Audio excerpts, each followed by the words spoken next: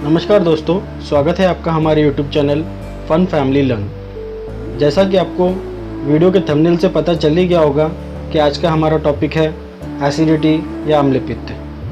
दोस्तों, आपसे रिक्वेस्ट है कि हमारा वीडियो पूरा ज़रूर देखिएगा, तभी आपको समझ पाएगा कि पित्त क्या होता है, पित्त के लक्षण क्या होते हैं, पित्त के प्रकार क्या होते हैं, क्या खाना चाहिए, क्या नहीं खाना चाहिए, हमको क्या आहार विहार करना है, क्या आहार विहार नहीं करना है, इसकी ट्रीटमेंट पार्ट, और ये ठीक होता भी है या नहीं ठीक होता है। तो चलिए दोस्तों, शुरू करते हैं। शरीर में 3 दोष होते हैं। उन 3 दोषों में से एक दोष पित्त दोष होता है, जो प्राकृतिक नेचुरल या विदग्ध या अननेचुरल भेद से 2 प्रकार का होता है। जो प्राकृत पित्त होता है उसका टेस्ट कड़वा होता है, और जो अविकृत पित्त होता है उसका रस खट्टा होता है। जब भी विकृत पित्त इनकी वृद्धि हो जाती है, बढ़ जाते हैं या कम हो जाते हैं, इनका टेस्ट चेंज हो जाता है, तो उसे अम्लपित्त कहते हैं। इसे लक्षण कैसे हैं? इसके लक्षण क्या हैं?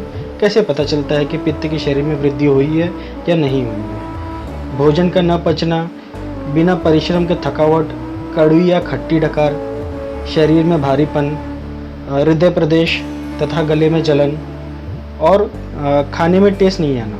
इन लक्षणों से पता चलता है कि इंसान को अम्लपित्त हुआ है। इसके अलावा प्यास, जलन, बेहोशी, चक्कर, शरीर पर दर्द पड़ जाना, अंगों में पीला पड़ जाना, ये सारे लक्षण होते हैं। ठीक है दोस्तों, अब जो नया अम्लपित्त होता है उसे ट्रीटमेंट करने पर वो ठीक हो जाता है, लेकिन जैसे जैसे जितना पुराना होते जाता है अम्लपित्त, तो वो बहुत ही मुश्किल से ठीक होता है। किसी किसी में नियमित और हित आहार विहार करने से बड़ी मुश्किल से ट्रीटमेंट के साथ में ठीक होता है। तो चलते हैं ट्रीटमेंट पार्ट की तरफ। ट्रीटमेंट पार्ट में इनके लिक्विड फॉर्म में आते हैं, चूरन आते हैं, और टैबलेट फॉर्म में आते हैं। 3 टाइप के हैं।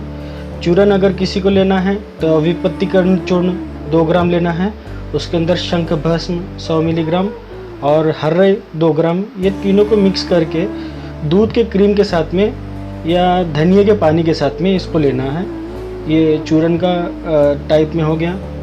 और टैबलेट अगर किसी को लेना पसंद है तो शुद्ध शेखर रस 1 टैबलेट सुबह शाम लेना है। और अगर किसी को लिक्विड के फॉर्म में चाहिए तो अभया अरिष्ट जरूर ले, 20 ml उतने ही पानी के साथ में रात को सोते समय। एक बात ध्यान देने की बात है, जिनको भी पेट में अल्सर है या इंटेस्टाइन में अल्सर है, आंतड़ियों में अल्सर है, उनको अभयारिष्ट नहीं लेना है। क्या खाना है हमको, क्या नहीं खाना है, उसके बारे में बात करते हैं। स्पाइसी, ऑयली, जो भी खाना पचने में थोड़ा सा कठिन रहता है, खट्टी चीज़ें, मदिरा, तंबाकू, non veg, fried items, chips, noodle, pizza, चाय, कॉफ़ी, ठंडा पानी, कचौरी, समोसा, दही, ये सब इनमें से कुछ भी नहीं खाना है।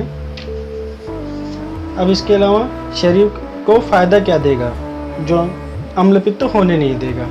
तो जो पुराना चावल होता है, 1 साल पुराना चावल, गेहूँ, ग्रीन ग्राम, इसके बाद में लौकी हो गया, करेला हो गया, बथुआ हो गया, अनार हो गया, आंवला हो गया, ककड़ी हो गया, और गाय का दूध। गर्म पानी पिएंगे वो भी आपको फ़ायदा देगा। हनी फ़ायदा देगा, घी फ़ायदा देगा आपको। सलाद खाइए, परवल बहुत ही फ़ायदेमंद है। तो ये हो गया हमको क्या खाना चाहिए। अब बात करते हैं हमको क्या नहीं करना चाहिए। हमको धूप में ज़्यादा देर नहीं रहना चाहिए। खाना खाने के तुरंत बाद पानी नहीं पीना चाहिए। तुरंत सोना नहीं चाहिए खाना खाने के बाद। एलोपैथिक मेडिसिन्स जितना हो सके कम लीजिए। एंटीबायोटिक्स, पेन किलर, ये सब एसिडिटी बढ़ाती हैं। टेंशन और एंजाइटी, ये दोनों चीज़ें भी पित्त को बढ़ा देंगी, अम्लपित्त कर देंगी। आज चलिए चलते हैं क्या करना चाहिए। जितना हो सके धूप में अवॉइड कीजिए, मतलब छाँव में रहिए। सुबह शाम मॉर्निंग वॉक कीजिए, और महीने में एक बार कम से कम विरेचन लीजिए। विरेचन मतलब कोई लैक्सेटिव जिससे आपका पेट पूरी तरह से साफ़ हो जाए। तो ये छोटी सी जानकारी आपको कैसी लगी मुझे कमेंट करके बताइए। टॉपिक आपको पसंद आया और कोई नया टॉपिक चाहिए तो भी कमेंट करके बताइए। चैनल को प्लीज़ लाइक कीजिए, सब्सक्राइब कीजिए और सपोर्ट कीजिए। Thank you.